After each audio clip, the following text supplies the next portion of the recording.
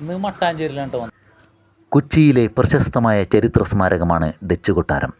1545 പോർച്ചുഗീസുകാർ നിർമ്മിച്ച് കൊച്ചി രാജാവായ വീരകേരളവർമ്മയ്ക്ക് സമ്മാനിച്ച ഈ കൊട്ടാരം 1663 ഡച്ചുകാർ നവീകരിച്ചതിലൂടെയാണ് ഡച്ച് കൊട്ടാരം എന്നറിയപ്പെടാൻ തുടങ്ങിയത്. കേരള യൂറോപ്യൻ വാസ്തുവിദ്യയുടെ സമന്വയം, അതിശയകരമായ പൂർവ്വചിത്രങ്ങൾ, കൊച്ചി രാജാക്കന്മാരുടെ ഛായാചിത്രങ്ങൾ എന്നിവയാണ് ഇവിടുത്തെ പ്രധാന ആകർഷണങ്ങൾ.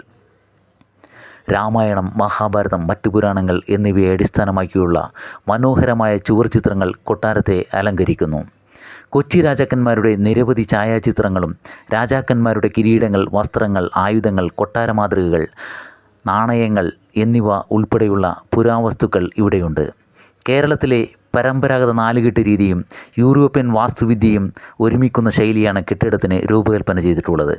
കെട്ടിടത്തിനുള്ളിൽ പഴയന്നൂർ ഭഗവതിയുടെ ക്ഷേത്രമുണ്ട്.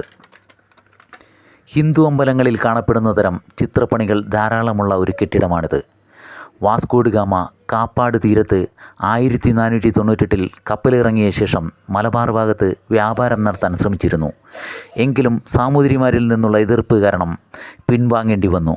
കൊച്ചി രാജാക്കന്മാർ അന്ന് പോർച്ചുഗീസുകാർക്ക് എല്ലാ സഹായങ്ങളും നൽകി കൊച്ചിയിൽ വ്യാപാരം നടത്തുവാൻ സഹായിച്ചു. അങ്ങനെയാണ് പോർച്ചുഗീസുകാർ കൊച്ചിയിലെത്തുന്നത്.